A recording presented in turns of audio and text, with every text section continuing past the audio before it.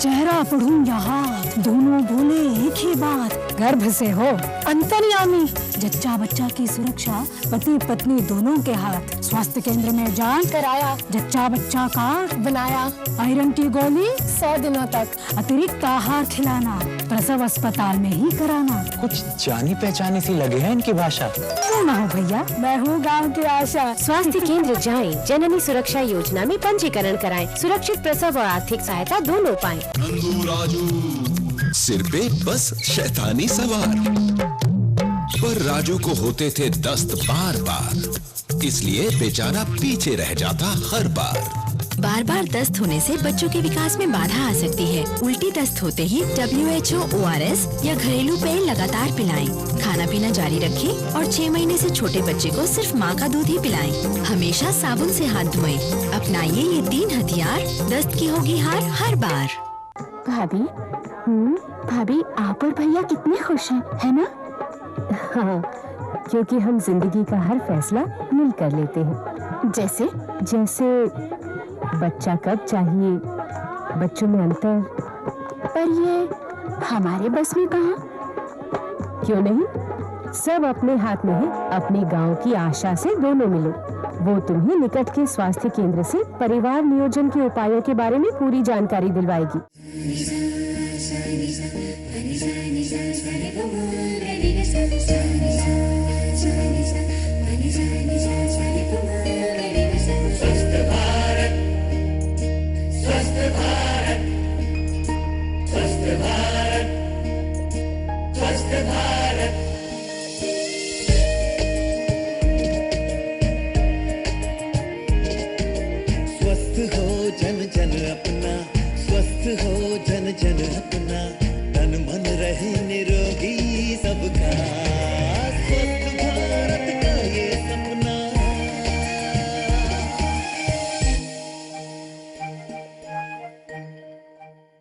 नमस्कार, स्वागत है आप सभी का बहुत बहुत स्वस्थ भारत की आज की इस कड़ी में।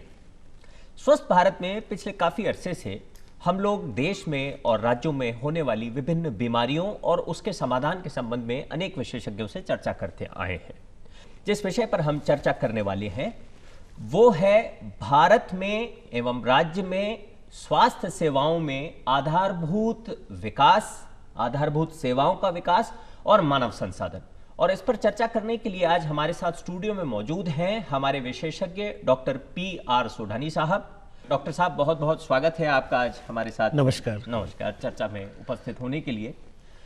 डॉक्टर साहब, एक मूल सवाल चर्चा शुरू करने से पहले मैं आपसे ये जानना चाहता हूं कि स्वास्थ्य सेवाओं में जिन आधारभूत ढांचे और मानव संसाधन की हम बात करते हैं, तो मुझे ये बताएं कि देश में स्वास्थ्य सेवाओं में आधारभूत या मूल ढांचा, मूल सेवाओं का मूल ढांचा आखिर है क्या, इसमें क्या क्या आता है? बहुत ही अच्छा आपका प्रश्न है। और जहाँ तक हम स्वास्थ्य के क्षेत्र की बात करें हमारे देश की, तो हमारे देश का जो स्वास्थ्य का जो ढांचा है वो बहुत पुराना ढांचा है और बहुत ही कॉम्प्लेक्स है। इसके अंदर सरकारी क्षेत्र भी काम करता है और एक निजी क्षेत्र भी काम करता है। परंतु मुझे ये जानकर बहुत खुशी है कि हम यहाँ पर आज जो चर्चा करेंगे वो मूलतः एक सरकारी ढांचे की व्यवस्था क्या है स्वास्थ्य सेवाएं देने की, उसकी हम चर्चा करेंगे। और उसको हम विस्तार से बताना चाहेंगे कि सरकार, चाहे वह भारत सरकार है या राज्य सरकारें हैं, वो किस तरह से स्वास्थ्य की सेवाएं देने के लिए क्या ढांचा इस्तेमाल कर रही है और मूलतः वो ढांचा क्या क्या है। और इसके विकास के संबंध में भी हमें थोड़ा सा बताएं। हाँ, इसके विकास में भी काफ़ी चीज़ें हुई है। सरकार की खूब योजनाएं आई है, खूब सारी परियोजनाएं चल रही है, जिसके अंदर भारत सरकार, राज्य सरकारें एवं अन्य जो निजी संस्थाएं हैं वो खूब बढ़ चढ़ कर हिस्सा ले रही है कि इस स्वास्थ्य के ढांचे को कैसे मजबूत किया जाए। तो इस ढांचे में क्या क्या आता है डॉक्टर साहब? अगर हम इस ढांचे को समझना चाहते हैं हम भारत के कॉन्टेक्स्ट में लेकर के, तो हम इसको ऐसे समझ सकते हैं कि ये ढांचा ग्रामीण क्षेत्रों के लिए भी एक ढांचा है जो स्वास्थ्य सेवाएं ग्रामीण क्षेत्र के लोगों को मुहैया कराता है। जो मूलतः हमारा ढांचा है यहाँ भारत के अंदर, और करीब करीब सारे राज्य उसको फॉलो करते हैं उस ढांचे को। ग्रामीण क्षेत्रों के लिए जो सरकार ने जो ढांचा बनाया है वो मूलतः 3 उसमें मुख्य स्वास्थ्य की इंस्टीट्यूशंस है, हेल्थ फैसिलिटीज है, जिनको हम ये कह सकते हैं। एक होती है सामुदायिक स्वास्थ्य केंद्र, जिसको कम्युनिटी हेल्थ सेंटर्स भी कहा जाता है। दूसरा लेवल है प्राइमरी हेल्थ सेंटर, प्राथमिक स्वास्थ्य केंद्र जिसको हम कहते हैं। और तीसरा जो सबसे नीचे का जो स्तर है वो है सब सेंटर, उप केंद्र। तो ये तीनों संस्थाएं मिलके ग्रामीण क्षेत्रों के अंदर सभी लोगों को स्वास्थ्य सेवाएं मुहैया कराने का कार्य कर रही है। डॉक्टर साहब ये बताएं कि ये जो चर्चा आपने की है, ये जो उत्तर दिया है, ये तो रहा ग्रामीण क्षेत्रों के हिसाब से। क्या शहरी क्षेत्र में और ग्रामीण क्षेत्र के जो ढांचा है स्वास्थ्य का, सेवाओं का, उसमें कोई अंतर है? और यदि है तो शहरी क्षेत्र का ढांचा किस प्रकार का है? थोड़ा सा प्रकाश। जहां तक शहरी क्षेत्रों की बात करते हैं तो मूलतः एक तो जो जिला अस्पताल है वो आता है शहरी क्षेत्रों के लिए, और जो उपखंड पर जो अस्पताल बने हुए हैं जिसको सब डिविजनल हॉस्पिटल्स भी कहा जाता है, वो भी कार्यरत कर रहे हैं। कई जगह पर सैटेलाइट हॉस्पिटल्स भी होते हैं, और इस तरह से शहरों का ये ढांचा इस तरह से काम कर रहा है। और कुछ जो कच्ची बस्तियां हैं वहां पर भी सरकार ने अपनी कुछ डिस्पेंसरीज और एड पोस्ट लगा रखे हैं, वो उन तक सेवाएं प्राप्त करवाने के लिए कार्य कर रहे हैं। अगर हम ग्रामीण क्षेत्र के ढांचे की बात करें तो कई सालों से, कई वर्षों से जो इंडिया में जो ग्रामीण ढांचा था कि जिसमें सामुदायिक स्वास्थ्य केंद्र, प्राथमिक स्वास्थ्य केंद्र और उप केंद्र, तो भारत सरकार ने भी ये माना है कि कई सालों से ये जो ढांचा है हमारा, क्योंकि बहुत विस्तृत है हमारा देश, बहुत मतलब कठिन है गांवों तक पहुंचना और सेवाएं प्रदान करना, तो कुछ न कुछ इसमें कमियां थी। तो 2005 में सरकार ने, भारत सरकार ने, जैसे आपको पता होगा कि national rural health mission start किया था, प्रारंभ किया था। तो ये जो नेशनल रूरल हेल्थ मिशन की जो स्थापना हुई थी, इसका मुख्य उद्देश्य ये था कि जो ये ढांचा है ग्रामीण क्षेत्रों के अंदर स्वास्थ्य सेवाएं प्रदान करने के लिए, इस ढांचे को मूलतः इस ढांचे के ऊपर काम करना और इस ढांचे के अंदर इसको सुदृढ़ करना, ताकि हम एक गुणवत्तापूर्ण सेवाएं ग्रामीण क्षेत्रों में भी प्रोवाइड कर सकें। बहुत अच्छा। तो डॉक्टर साहब मुझे ये बताइए कि जैसा कि आपने फरमाया कि 2005 में ये कार्यक्रम सरकार द्वारा जो है वो निर्धारित किया गया और उसको फ्लोट किया गया था ताकि ग्रामीण क्षेत्रों की आधारभूत सुविधाओं में बेहतरी लाई जा सके, उस संरचना में जो है वो किसी प्रकार का बदलाव और आवश्यक बदलाव लाया जा सके और उसको बेहतर बनाया जा सके। तो इसी योजना के तहत नहीं पर सामान्य तौर पर इसमें क्या बदलाव था जिसकी जरूरत महसूस की जा रही थी? किन किन बिंदुओं पर सरकार ने जो है वो... तो जहां तक हम ढांचे को सुधारने की बात कर रहे थे तो इसमें कई सारी चीजें आ जाती है। सबसे बड़ी बात आती है कि जो हॉस्पिटल की बिल्डिंग है जैसे, तो वो बिल्डिंग ठीक होनी चाहिए। अगर आपको डिलीवरीज करवानी है कम्युनिटी हेल्थ सेंटर पे तो डिलीवरी रूम सही होने चाहिए, ऑपरेशन थिएटर सही होने चाहिए, लेबोरेटरी सही होनी चाहिए। ठीक है, ये सारा ढांचा, सब चीज मिलकर के स्वास्थ्य सेवाओं का ढांचा बनता है। उसी तरह से जो ग्रामीण क्षेत्रों में और नीचे जाएंगे तो स्वास्थ्य के सब सेंटर्स हैं, है ना, उपकेंद्र बोलते हैं उनको। तो कई जगह वो उपकेंद्र बने हुए ही नहीं थे। परंतु सरकार ने अब 2005 में ये काफी निश्चित किया है कि हमें स्वास्थ्य के क्षेत्र में जो सरकारी बजट है उसको बढ़ाना चाहिए, ताकि हम इन सेवाओं को गांवों के अंदर जो ये प्रॉब्लम्स है, ये जो अपने सिस्टम को जो सुचारू रूप से चलाने के लिए जो जरूरत है उसकी व्यवस्था भी करी है सरकार ने, और पूरा जोर लगा के इन सेवाओं को ठीक करने की व्यवस्था कर रही है। और पिछले 2005 से अगर हम इन 6-7 सालों के अंदर देखते हैं तो सरकार ने काफी काम किया इसमें। 2005 में एक और जो बहुत इनोवेटिव काम हुआ है अपने यहाँ पर, वो ये था कि इन संस्थाओं के लिए एक स्टैंडर्ड्स, सुचारू रूप से स्टैंडर्ड्स निर्धारित किए जा रहे हैं। अच्छा। जिनको कि हम इंडियन पब्लिक हेल्थ स्टैंडर्ड्स के नाम से भी जानते हैं। कि भारत सरकार ने इन संस्थाओं के लिए कुछ स्टैंडर्ड्स निर्धारित किए हैं। वो स्टैंडर्ड्स का मतलब ये है कि कुछ मानदंड तय किए हैं कि जैसे कि 30 बिस्तरों का एक अस्पताल है, तो उसका एक मिनिमम क्या सुविधाएं वो दे और क्या क्या आधारभूत ढांचा वहां होना चाहिए जिसके अंदर की हम अच्छे से सुविधाएं दे सके। और केवल ढांचे के साथ साथ केवल हम ये बात नहीं कर रहे हैं जो फिजिकल इंफ्रास्ट्रक्चर है, हम उसके साथ साथ इमारत और इस तरीके की चीजों की बात नहीं कर रहे हैं। उसके अलावा और भी जैसे कि ह्यूमन रिसोर्सेज है, जैसे कि मानव संसाधन है, तो वो भी एक बहुत बड़ा पार्ट है इंडियन पब्लिक हेल्थ स्टैंडर्ड्स के जो स्टैंडर्ड्स निर्धारित किए गए थे, हाँ, हाँ। उसमें मानव संसाधन भी एक मुख्य विषय था हाँ, कि कितना मानव संसाधन होना चाहिए हाँ, हाँ। इन सब सेंटर्स पे, प्राइमरी हेल्थ सेंटर्स पे, कम्युनिटी हेल्थ सेंटर्स के ऊपर, ताकि ये लोग अच्छे से सेवाएं प्रोवाइड कर सके। चर्चा जारी रखेंगे, आप कहीं जाइएगा मत, आपके साथ बने रहेंगे। हाजिर होते हैं एक छोटे से ब्रेक के बाद।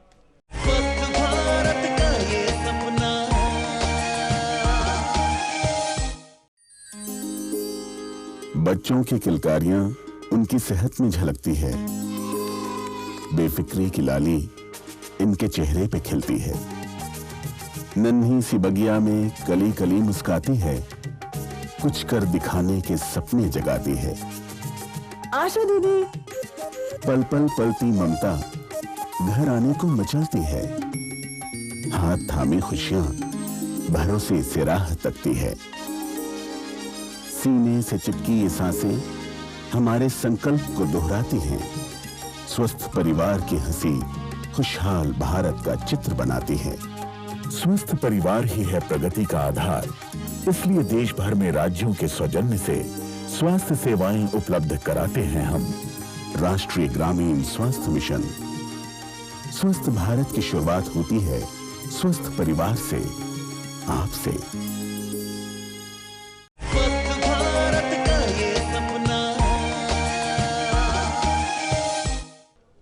डॉक्टर साहब, एक सवाल जो मैं आपसे इस चर्चा के मद्देनज़र जो मैं पूछना चाहूँगा, तो वो ये है, आपने जैसा कि फरमाया कि सरकार ने निजी भागीदारी के साथ भी और अपने स्तर पर भी बहुत सारे क्रियाकलाप एक साथ जो हैं वो उनको संभाला है, बहुत सारी चीज़ों में सुधार करने की कोशिश की है, जो केवल मूल ढांचा है उसमें ही सुधार नहीं किया है, बल्कि मानव संसाधन की दिशा में भी बहुत सारा कार्य किया है। तो डॉक्टर साहब, थोड़ा सा इस पर ये प्रकाश डालें कि मानव संसाधन के विकास के लिए इसी योजना या इसी मुहिम के तहत सरकार ने मानव संसाधन के विकास की दिशा में क्या कार्य किया है? बहुत अच्छी बात आपने कही कि मानव संसाधन के लिए क्या कार्य कर रही है। जी। मैं इस चर्चा में ये बहुत ही जोर लगा के कहना चाहूँगा कि भारत सरकार और विभिन्न राज्य सरकारों ने पिछले कुछ सालों में मानव संसाधन को एक विशेष मतलब मुद्दा बनाया है कि मानव संसाधन को बहुत ज़्यादा सुदृढ़ किया जाए स्वास्थ्य संस्थाओं के अंदर। उसको हम 2-3 तरह से डिस्कस कर सकते हैं इन इश्यूज़ को। सबसे पहली बात यह है कि जो संस्थान है, जैसे कि जिला अस्पताल है या सब डिस्ट्रिक्ट का जो अस्पताल है, तो ये अस्पताल 100 बिस्तर के होते हैं, 200 बिस्तरों वाले होते हैं, 300 बिस्तरों वाले होते हैं।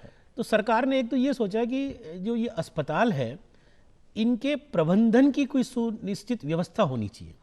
क्योंकि कई बार चर्चा ये होती है कि हम हमारे पास संसाधन होते हुए भी हम उनको सही से उपयोग नहीं कर पा रहे हैं। बिल्कुल। तो उनका उपयोग सही से हो और कोई उनकी देखभाल करे तरीके से, मतलब डॉक्टर जो हैं वो सेवा प्रदान करने का कार्य करे, पर साथ साथ अस्पताल को व्यवस्थित रूप से संभालने के लिए उसके प्रबंधन को अच्छे से संभाले, जिससे कि वहां पर जो पेशेंट्स आ रहे हैं, जो रोगी आ रहे हैं, उनको अच्छे से इलाज मिल सके। ऐसा एक सोच डेवलप हुआ है ताकि हम स्वास्थ्य के क्षेत्र में प्रबंधन को मजबूत करें और इस प्रबंधन को मजबूत करके हम स्वास्थ्य सेवाओं के ढांचे को और अच्छा कार्य करने के लायक बना सकते हैं।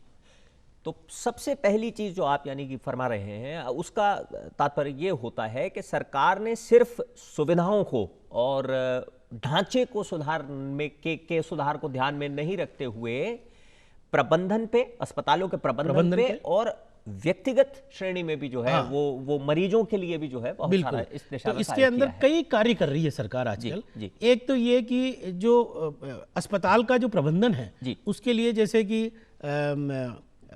अस्पताल प्रबंधक लिए जा रहे हैं सरकार ने। बहुत अच्छा एक कदम है इनका कि अस्पताल प्रबंधक हो और वो प्रबंधक उसी तरह की क्वालिफिकेशन का ट्रेंड व्यक्ति हो, जिसको कि प्रबंधक की शिक्षा मिली हो, मैनेजमेंट की शिक्षा मिली हो, अस्पताल प्रबंधन की शिक्षा मिली हो। ऐसे व्यक्तियों को सरकार आगे ला रही है ताकि उनका पूरा काम अस्पताल के प्रबंधन का है। दूसरा सरकार ने ये किया कि जो सरकारी योजनाएं आ रही है, जी। जो गांव-गांव तक ये योजनाएं जाती है, जैसे किस तरीके जैसे की कि योजना? NRHM बहुत बड़ा प्रोग्राम है सरकार का, जी, जी, जी। और NRHM के अंतर्गत कई सारी योजनाएं हैं जी। जो कि मातृत्व एवं शिशु स्वास्थ्य रक्षा के लिए योजनाएं आ रही है। जी, जी। JSY जननी सुरक्षा योजना चल रही है, जी, जी। टीकाकरण चल रहा है, हाँ। और अन्य संस्थाओं के साथ एक कोलैबोरेशन का करना है काम, जी। ये भी एक बहुत बड़ा काम है। हाँ। आशा जो कि एक बहुत बड़ा मतलब एक अपन कह सकते हैं कि विश्व स्तर पर ऐसा कहीं काम नहीं हुआ है, हाँ। जैसा जो काम इंडिया में हो रहा है जी। कि स्वास्थ्य के क्षेत्र में जी। जनता की भागीदारी निश्चित करना, स्वास्थ्य के क्षेत्र में कम्युनिटी की भागीदारी निश्चित करना, जी, जी, और कम्युनिटी के साथ उनको मिल करके हम अपने प्रोग्राम्स बनाएं और तय करें। जी। तो ये कई सारे कार्य चल रहे हैं। हाँ, हाँ। अब इन कार्यों को भी प्रबंधन की क्षमता की जरूरत है। इसलिए सरकार ने हर जिले के अंदर एक जिला प्रबंधक की व्यवस्था करी है, अच्छा, जिसको कि डिस्ट्रिक्ट प्रोग्राम मैनेजर कहा गया है, हाँ, हाँ। NRHM के तहत। जी। और ये हर जिले के अंदर जी। जो chief medical and health officer होता है, हाँ, हाँ। उनको सहयोग करता है, हाँ, हाँ। और उनको प्रबंधकीय सहयोग दिया जाता है जी। कि वो इन सारे जो प्रोग्राम्स चल रहे हैं सरकार के, जो सारी योजनाएं चल रही है, जी। इनको सुचारू रूप से चलाएं। जी। तीसरा काम जो सरकार कर रही है, और बहुत ही मुझे लगता है काफी बहुत अच्छा करा जा रहा है, कई जगह पे जी। अच्छा काम हो रहा है इसमें, जी। कि जो सरकार के जो जिला स्तर के जो डॉक्टर्स हैं, जी। जो मेडिकल ऑफिसर्स हैं, हाँ, हाँ। जो कि कुछ जिले पे काम कर रहे हैं, जी। कुछ ब्लॉक लेवल पे यानी खंड स्तर पर भी काम कर रहे हैं, जी। जो कम्युनिटी हेल्थ सेंटर्स पे काम कर रहे हैं, हाँ, हाँ। तो ऐसे डॉक्टर्स को सरकार ने ये तय किया है, भारत सरकार ने, जी। कि इनको कोई प्रबंधकीय क्षमता विकसित करने का एक प्रशिक्षण दिया जाए। यानी कि कैपेसिटी बिल्डिंग जिसको कहते हैं, कैपेसिटी कि बिल्डिंग कहते हैं जो उनकी वर्तमान कैपेसिटी, वर्तमान क्षमता है, उसमें बेहतरी लाई जाए ताकि वो और भी अच्छे से अच्छा काम कर करे। सकें। जी। तो सरकार ने एक कोर्स बनाया इसके लिए, भारत सरकार ने, अच्छा। और ये कोर्स हमें प्रोफेशनल डेवलपमेंट कोर्स, जिसको हम PDC भी कहते हैं। अच्छा। तो ये course ministry of health and family welfare, जो भारत सरकार का जो मंत्रालय है, स्वास्थ्य एवं परिवार कल्याण मंत्रालय, जी। उनके काफी गहन विचार विमर्श के बाद में इस कोर्स को बनाया गया। हाँ, हाँ। और ये कोर्स 2.5 महीने का है, 10 वीक का कोर्स है, 10 हफ्ते का और कोर्स। ये बहुत बड़ा कोर्स है। जी। और ये पूरे सोच समझ के बनाया गया कि इसमें कई बिंदुओं पर चर्चा हो सके, खुली चर्चा हो सके, और एक अच्छा प्रशिक्षण दिया जा सके जो डॉक्टर्स आते हैं उनको, जी। ताकि वो जिले के स्तर पे या जिले के नीचे जी।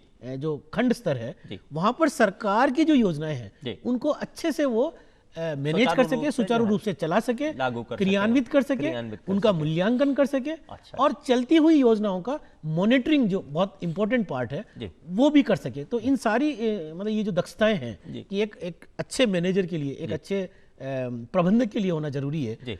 वो उस प्रशिक्षण में दिया जा रहा है। अगर हम राजस्थान राज्य की बात करें, जी। तो राजस्थान में भी ये प्रशिक्षण दिया जा रहा है जिला स्तर के डॉक्टर को, हाँ, हाँ। जिसके अंदर एक बहुत नामी ग्रामी संस्था है, जी, जी। जहाँ से मैं भी बिलोंग करता हूँ, जी, जी। कि Indian Institute of Health Management Research. जी, जी। ये कई सालों से ये प्रशिक्षण दे रही है, हाँ, हाँ, और 10-11 ऐसे कोर्सेज जी, जी। डॉक्टर्स के लिए करवा चुकी है। जी। 150-200 डॉक्टर्स 2.5 महीने की ये ट्रेनिंग ले चुके हैं, हाँ, हाँ। और बहुत मजबूत पक्ष सरकार का हो रहा है जी, जी। कि ये जिला स्तर पे जी, जी। बहुत मजबूत और ट्रेंड प्रबंधक मिल रहे हैं इनको। हाँ, हाँ। और राज्य के अंदर एक और संस्था है, state institute of health and family welfare, हाँ, हाँ। वहाँ पर भी ये कोर्स चलता है। अच्छा। वहाँ पर भी डॉक्टर्स को 2.5 महीने की ये प्रशिक्षण है, ये दिया जा रहा है। जी। ये तो एक प्रशिक्षण हुआ, पर हाँ। सरकार की जो योजनाएं हैं, हाँ। और भी कई तरह के प्रशिक्षण दिए जा रहे हैं, हाँ। जिसके अंदर क्लिनिकल स्किल्स को बढ़ावा देना, जी। कॉम्पिटेंसीज देना, जी। मतलब जो क्लिनिकल कॉम्पिटेंसीज है उसको बढ़ाने के लिए भी समय समय पर सरकार ऐसे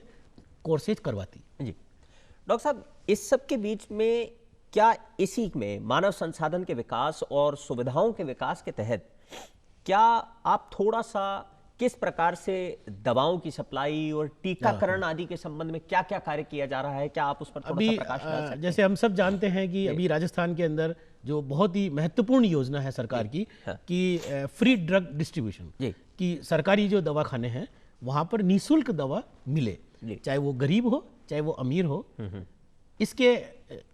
इसको ध्यान में नहीं रखें, परंतु सबको एक मुफ्त दवा मिले। और ये बहुत बड़ी और बहुत ही महत्वाकांक्षी योजना है, और अगर ऐसा होता है, और चूंकि हो रहा है और बहुत अच्छे से सफलता भी मिल रही है इस क्षेत्र में, और आने वाले समय में मुझे ये लगता है कि अगर ऐसी योजनाएं आती है सरकार की और अच्छे से इम्प्लीमेंट होती है और उसमें जितना प्रबंधन चाहिए उस प्रबंधन को शामिल किया जाए, मैनेजमेंट प्रॉपर रखा जाए। क्योंकि जैसे हम इस दवा वितरण की बात करें तो लॉजिस्टिक मैनेजमेंट बहुत बड़ा इशू है।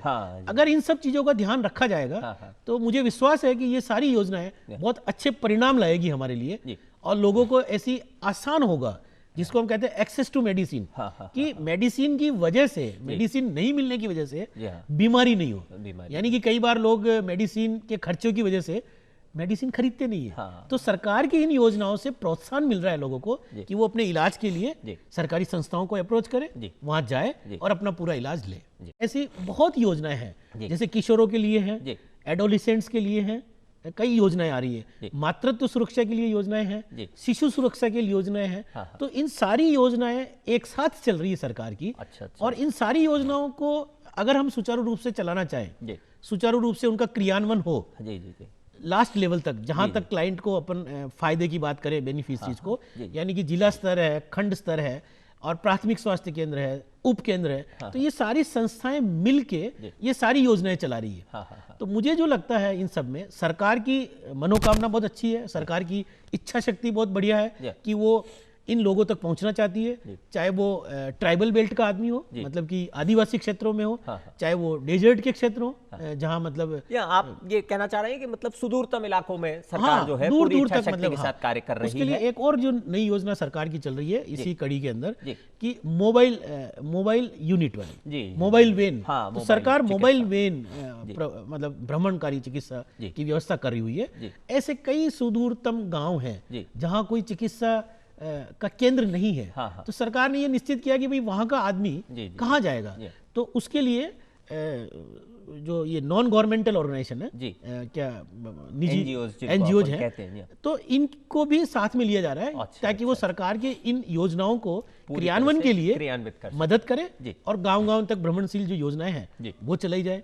आपने ये भी सुना होगा कि जैसे सरकार की योजना है 108, 104, ऐसे कई योजनाएं आ रही है आज। बहुत बहुत धन्यवाद डॉक्टर साहब आपका। उम्मीद करते हैं कि दर्शकों को हमारा आज का कार्यक्रम जो है वो पसंद आया होगा। आपको बहुत सारी ऐसी जानकारियां जो हमें पूर्व में नहीं मिली होती हैं वो हमें मिली होंगी।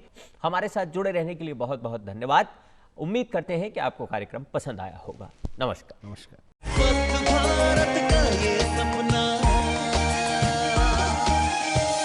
चेहरा पढ़ूं यहाँ, दोनों बोले एक ही बात, गर्भ से हो अंतर्यामी, जच्चा बच्चा की सुरक्षा पति पत्नी दोनों के हाथ, स्वास्थ्य केंद्र में जांच कराया, जच्चा बच्चा कार्ड बनाया, आयरन की गोली 100 दिनों तक, अतिरिक्त आहार खिलाना, प्रसव अस्पताल में ही कराना। कुछ जानी पहचानी सी लगे हैं इनकी भाषा। क्यों ना हो भैया, मैं हूँ गाँव की आशा। स्वास्थ्य केंद्र जाएं, जननी सुरक्षा योजना में पंजीकरण कराएं, सुरक्षित प्रसव और आर्थिक सहायता दोनों पाएं। भाभी, भाभी आप और भैया कितने खुश हैं, है ना? हाँ, क्योंकि हम जिंदगी का हर फैसला मिल कर लेते हैं। जैसे बच्चा कब चाहिए, बच्चों में अंतर। पर ये हमारे बस में कहाँ? क्यों नहीं, सब अपने हाथ में है। अपने गांव की आशा से दोनों मिलो, वो तुम्हें निकट के स्वास्थ्य केंद्र से परिवार नियोजन के उपायों के बारे में पूरी जानकारी दिलवाएगी।